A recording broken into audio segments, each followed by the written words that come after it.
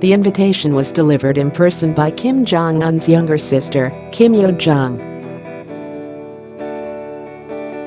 Reuters, North Korean leader Kim Jong Un invited South Korean President Moon Jae-in to Pyongyang. The invitation was delivered in person by Kim Jong Un's younger sister, Kim Yo Jong.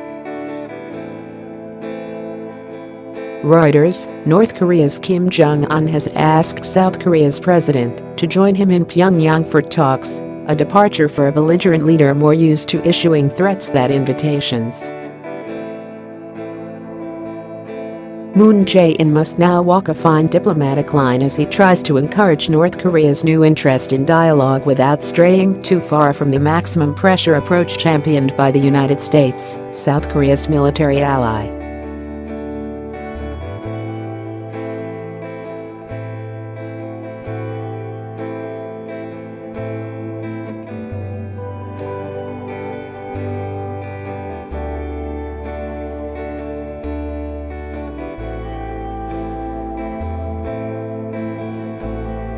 But he also encouraged North Korea to actively pursue dialogue with the United States.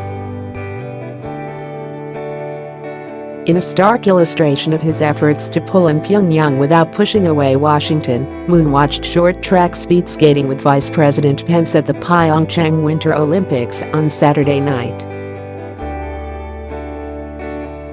Then, after Pence had departed for home, Moon went to the women's ice hockey match with the North Korean delegation, including Kim Yo Jong.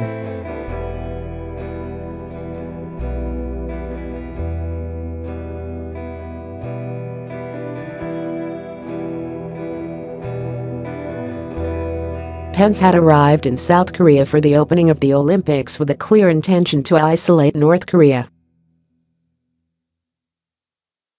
He repeatedly called Kim Jong Un's regime the most tyrannical on earth and studiously avoided talking to or even acknowledging the North Korean delegation, even when they sat just feet apart in the VIP box at the opening ceremony.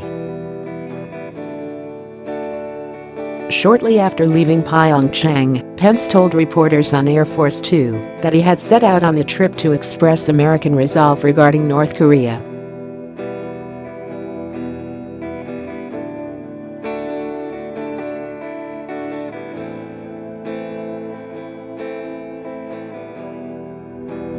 I leave this trip encouraged that we will continue to work very closely to continue and intensify the maximum pressure campaign that is underway against the regime in Pyongyang.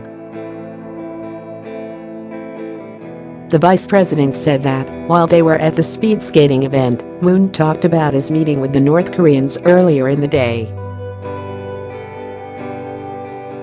Olympics open with dazzling spectacle and warm gestures between the Koreas, Pence said he and Moon reiterated to each other that we will continue to stand strong and work in a coordinated way to bring maximum economic and diplomatic pressure to bear on North Korea. Asked later if Moon's desire to accept the North Korean invitation to visit Pyongyang undermined Pence's trip or detracted from his message, a senior administration official said, "No, I don't think it does in the least."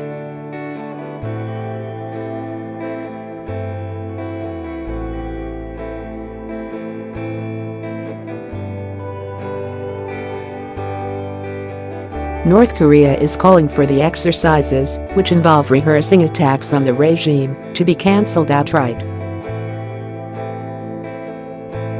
Sending his sister with an invite from Moon to Pyongyang is well played by Kim Jong Un, said James Schoff, a Korea expert at the Carnegie Endowment for International Peace in Washington. It will be hard for the allies to resume their military exercises during summit planning. For that reason, Schoff said, Washington should work closely with Seoul to shape any North-South summit agenda, defending the role of exercises for stability and insisting that denuclearization is front and center of any peace talks. Pence had not been trying to avoid the North Koreans at the Olympic opening ceremony, but had been trying to ignore them, the senior administration official said, adding that the North Koreans weren't the reason Pence was there.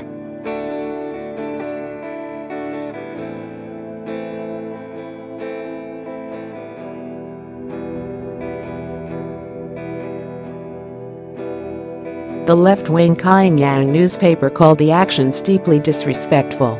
North Korea's state media also sharply criticized Pence. Pence must know that his frantic acts of abusing the sacred Olympics for confrontational ruckus are as foolish and stupid an act as sweeping the sea with a broom, the North's state-run Korean Central News Agency said in a commentary published Saturday. But the vice president's team saw it differently. Communications director Jae-in tweeted a laudatory review of Pence's evening. "VP stands and cheers for you. Athletes.VP hangs out with US athletes instead of dining with Kim regime. VP does not applaud and Korea are exchanged pleasantries with the most oppressive regime on earth," he wrote. There were South Koreans who agreed with Pence's stance.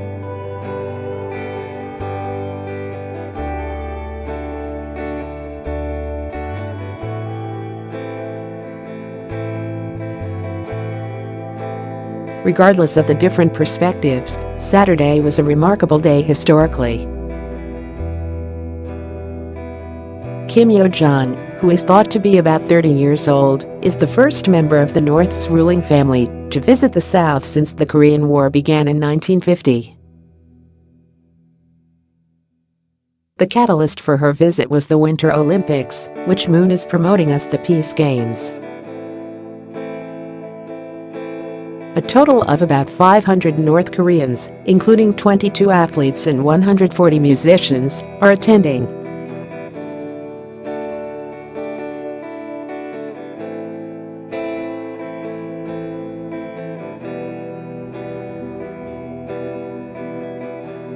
Sanctions for human rights abuses for their roles in censoring information. Show is also under international sanctions. South Korea had to seek a special exemption from the United Nations for his travel.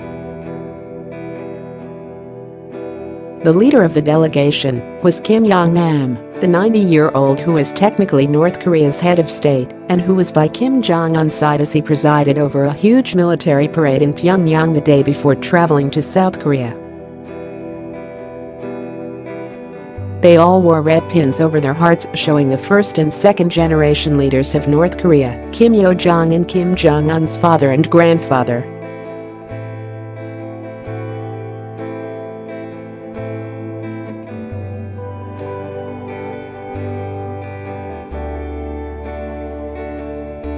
Kim Yo Jong delivered a written letter and a verbal message from her brother inviting the South Korean president to Pyongyang at his earliest convenience.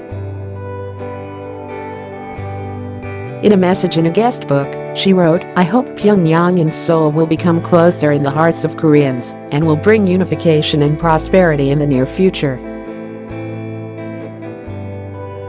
Twice, South Korean presidents, both of them progressives in whose steps Moon follows, have visited Pyongyang for inter-Korean summits in 2000 and 2007.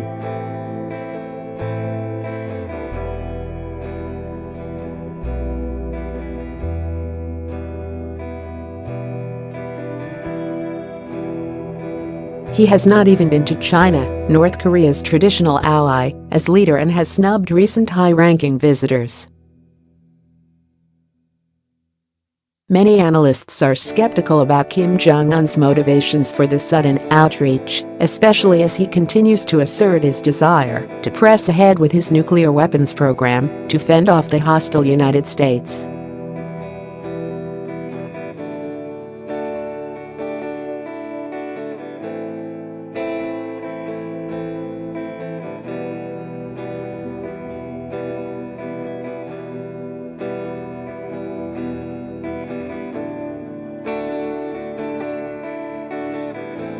In that regard, Kim Jong-un has scored a victory this week. Not only did he get South Korea to breach its own direct sanctions by allowing a North Korean ferry to bring musicians to the South for the Olympics, but he also persuaded the United Nations to suspend international sanctions, even if only for 3 days.